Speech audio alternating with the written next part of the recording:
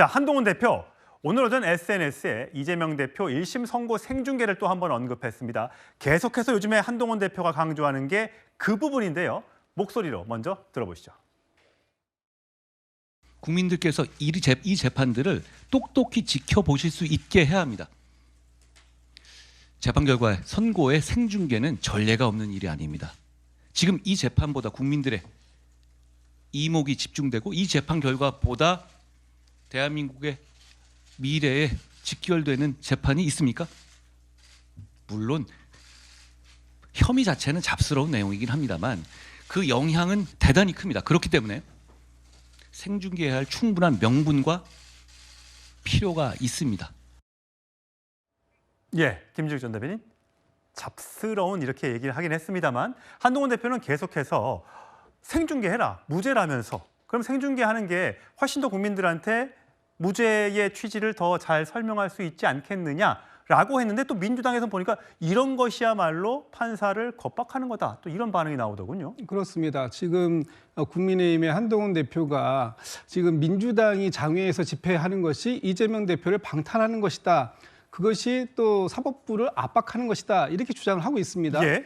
그런데 같은 논리라면 지금 한동훈 대표가 물론 이제 국민의힘에서 생중계를 그 사법부에 요청할 수 있죠. 예. 그 이후에 지금 연일 저렇게 매일 이재명 대표가 무죄라면 공개해라라고 얘기하는 거, 저 이재명 대표에게 얘기하는 것이 아니라 사실상 사법부에다 지금 요청하고 있는 거 아닙니까? 사법부에서 이 재판부가 공개할지 여부에 대해서 판단을 해야 되는데 그 와중에 제1여당의 집권 여당의 대표가 이렇게 사법부에 대해서 공개하라고 얘기하는 거 이거야말로 따라 지금 사법부를 압박하는 것이다. 지금 제가 좀 전에도 그런 말씀 드렸습니다만 지금은 압박할 때가 아니라 지금 사법부에 대해서 어떤 판결이 내려질지 지켜보면 되는 거 아닙니까? 예. 그걸 지켜보고 그 부분에 대해서 따르는 거, 양측의 어느 쪽이든 따르는 거, 이것이 민주주의고 이것이 사법부의 독립성을 인정하는 건데 지금 계속해서 저렇게 얘기를 하시고 계시면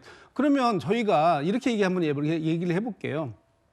지금 장외 집회하는 것이 사법부에 대한 압박이라고 얘기하는데 지금 보수 우파에서 매주 이 광화문 광장에서 집회를 하고 있습니다. 이것은 그러면 사법부에 대한 압박입니까? 아니면 검찰에 대한 압박입니까? 이재명 대표 관련돼서 얘기하는 근데 것에 거기에는 대해서 여당 관계자는 참여하지 않거든요. 그게 차이가 좀 있는 것 같아요. 그러니까 여당이 참여했다 안 했다를 가지고 그러면 여당이 참여하면은 압박이고 여당이 참여하지 않으면 압박이 아닌 겁니까? 집회에 참여하는 사람들에 대해서 집회에서 어떤 얘기가 나오는지 특히 지금 이재명 대표가 참여한 야당이 참여한 집회는 이재명 대표의 무죄를 주장하기 위한 집회가 아니고 김건희 여사에 대한 특검을 주장하는 집회입니다. 그런데 제가 문해력이 좀 떨어져서 그런지 모르겠습니다만 어떻게 김건희 여사의 특검을 주장하는 것을 이재명 대표의 사법 방탄이다 이렇게 주장할 수 있는지 저는 잘 제 한계에서는 이해하기가 어렵다 예. 이렇게 말씀드리겠습니다. 송영훈 대변인. 제가 좀 이해하기가 어려운 것은요. 민주당이 주최하는 저 장외 집회에 바로 옆에 왜 이재명 대표의 무죄 탄원 서명하는 부스를 차려놓고 거기 민주당 관계자들 다 방문해서 서명 유도하고 이런 거 합니까? 그러면서 이것이 방탄과 관계없다. 사법부에 대한 압박과 관계없다라고 하는 것은 대단히 이해하기 어렵고요. 그다음에 여당 의원이나 여당 정치인들이 일부 보수단체 집회에 참여하지 않고 있다는 것도 굉장히 중요한 차이가 있습니다. 왜냐하면은 지금 민주당이 하는 저런 장외 집회요. 그런데 참석하라고 국회의원들에게 세비 주고 국민 세금으로 보좌관 붙여주는 거 아니거든요. 그러니까 지금 일련의 과정들이 이재명 대표의 방탄을 위해서 입법 권력이 사유화된 지가 굉장히 오래됐습니다. 그런 것이 만성이 되다 보니까 별로 놀랍지 않은 것처럼 보이는데 사실은 이 자체가 대단히 큰 문제다라는 말씀을 반복해서 드리지 않을 수가 없습니다. 예, 이재명 대표 과거 재판에서 이재명 대표의 선거법 재판이 생중계된 적이 한 번 있습니다. 그 영상 보시겠습니다. 원심 판결 중 이유 무죄 부분을 포함한 유죄 부분을 파기하고 이 부분 사건을 수원고등법원에 환송한다. 검사의 남의 상고를 기각한다. 예, 최성희 평론가. 네. 4년 전인데 네, 그렇죠. 저게 어떤 내용이었습니까? 저게 아주 이재명 대표의 그 명운을 갖던 중요한 판결이었죠. 저게 이제 말하자면 그 공직선거법 위반 사건. 네. 그러니까 이제 허위 사실을 얘기했다 그래서 그 당시 이제 경기도지사 선거에서 당선은 됐지만 이제 당시 후보였던 김영환 지금 중복지사가 예. 문제를 제기해서 저게 수사가 됐고 2심에서 유죄 판결이 나왔는데 강제 입원 관련인가요? 그렇죠. 강제 입원 관련된 거니까 나는 지시한 사실이 없다. 아. 근데 그게 TV 토론에서 얘기했기 때문에 이거는 굉장히 당선을 위해서 아주 위증한 이제 말하자면 그 허위 사실을 사실. 얘기했다 이렇게 예. 된 거죠. 그런데 저게 이제 말하자면 이른바 권순일 대법관에 대한 뭐 개입 설이 나오고 등등 하는 재판 로비 의혹 등등. 끝에 이제 바뀐 겁니다. 그래서 이재명 대표가 실제로 살아나서 지금 야권의 유력한 대선 후보가 된 사건인데 예. 저 사건은 마지막 그 생중계가 됐어요. 물론 저거는 이제 그 낭독문을 읽는 것으로 끝나는 거지만 그래서 저는 왜 저게 공공이익에 굉장히 큰 부합되는 측면이었잖아요. 왜냐하면 이재명 대표가 경기도지사로 끝나느냐 아니면 더 정치 생명을 연장할 수 있냐의 중요한 분기점이었던 것처럼 지금에 대한 판결도 마찬가지입니다. 지금에 대한 판결도 한동훈 대표 얘기처럼 전직 대통령들은 이미 끝난 사람들인데 그 사람들도 사회적으로 중요하다 해서 그걸 생중계를 허용했는데 대통령이 될지도 모르는 사람에 대한 지금 정치 생명을 가를 수 있는 판결인데 그야말로 지금 국민적 관심과 그다음에 사법 정의에도 부합하는 일이기 때문에 그래서 이재명 대표의 생중계를 둘러싼 중계 여부가 굉장히 논란이 클 수밖에 없다 이렇게 예. 말씀드리는 거죠. 성춘 부의장.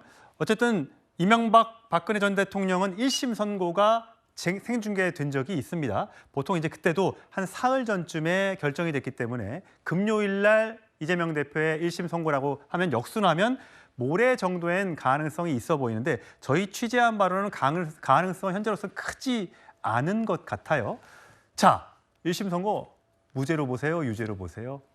저는 사법부의 판결이 나오기 전에 정치권에서 그거에 대해서 뭔가 예측을 하고 말하는 것 자체가 뭐 이런 것이야말로 압박을 줄 수 있는 것이기 때문에 저는 자제해야 된다고 봅니다. 그렇기 때문에 다만 이 생중계 여부에 대해서는 입장을 명확하게 표명할 수 있는데요.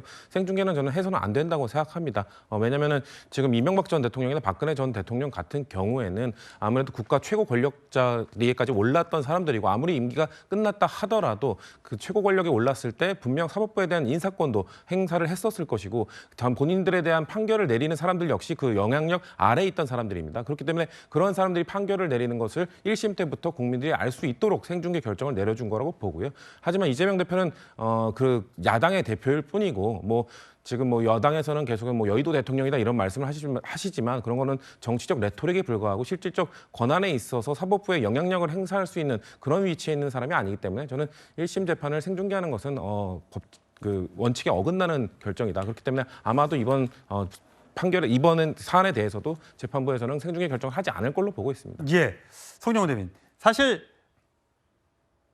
윤석열 대통령의 기자회견 직전까지만 해도 한동훈 대표의 5대 요구안, 3대 요구안 이런 것들로 인해서 당내 갈등이 좀 바깥으로 많이 표출되지 않았습니까? 근데 이재명 대표의 선거를 이제 5일 정도 앞두고는 공격의 대상이 이재명 대표로 간 것 같습니다. 지금 여당에서도 또 대통령실 등등에서도 여러 가지 이제 이재명 대표를 압박하는 발언들이 나오고 있는데 홍준표 대표가 늘 이렇게 끊임없이 글을 올렸지 않습니까? 새로운 쥐떼들이 들어와 분탕질을 치고 있다. 왜 총구를 당으로 고르냐? 바깥으로 돌려야지. 이렇게 얘기했는데 이것과 관련이 있는 겁니까? 근데요, 홍준표 대표가 저런 말씀을 자꾸 반복해서 하시는 것을 보면서 그 선자리가 달라지면 보이는 풍경 다르다라고 하는 말이야말로 정말 홍준표 시장께 적용되는 말이다라는 생각을 지우기가 어렵습니다. 홍준표 시장이 과거 2018년에 자유한국당 대표 시절에는요, 지금 뭔가 그 일부 그 광역단체장이나 중진들께서 하시는 것처럼 당대표에 대해서 반복적으로 이견을 표출하는 분들에 대해서 뭐라고 얘기를 했었냐면요. 그 대여투쟁에는 보복이 두려워서 나서지 못하고 안전한 당내 총질에만 아르바이트 하듯이 한다. 이러면서 아르바이트 하듯이 내부 총질한다는 표현을 쓰면서 그 중진들을 저격을 했어요. 그러면서 각자 기금이 있는 자리에서 당을 위해서 헌신하라. 그리고 당을 이기경으로 만든 책임을 단 한 번이라도 느껴본 적이 있냐. 이렇게 공개적으로 힐난을 하셨었거든요. 그러면서 지금은 대구시장으로 계시면서 계속 이제 당 대표에 대해서 뭐 비판하고 비난하는 발언만 계속 하시는데 그런 것들이 당내 화합에도 도움이 되지 않고 국정이 안정되는데도 별반 도움이 되지 않습니다. 과거에 본인이 하셨던 발언을 한번 되새겨보시면서 중진과 원로답게 좀 그 무게감 있는 말씀들을 하셨으면 좋겠다는 말씀을 드립니다. 김재익 전 대변인. 지난주 윤석열 대통령의 기자회견에 대해서 아마 한동훈 대표도 사실은 그렇게 흔쾌히 썩 탐탁치는 않을 것 같아요. 그럼에도 불구하고 한동훈 대표가 윤석열 대통령의 그 기자회견에 대해서 약간 지지하는 그런 이제 발언을 내놨지 않습니까? 그런데 그것에 대해서도 이 홍준표 시장이 저렇게 얘기를 하면 그 결국 한동훈 대표는 굉장히 억울할 것 같아요. 본인이 그 주장했던 것이 사실상 그렇게 많이 받아들여지지 않았음에도 불구하고 특히 국민의 눈높이에 어긋난다라고 얘기하는 부분에 대해서도 그런 부분을 수용하면서도 지금 윤석열 대통령과 커플링 단계를 가겠다. 내가 우리 당이 조금 더 이렇게 어려운 환경에 갈지도 모르지만 그래도 지금은 내부 총질 안 하겠다라고 생각했던 한동훈 대표 입장에서 보면 홍 시장님의 이런 공격은 과도하다, 정말 너무하다, 뭐 이런 생각 같지 않을까라는 생각을 해봅니다. 예.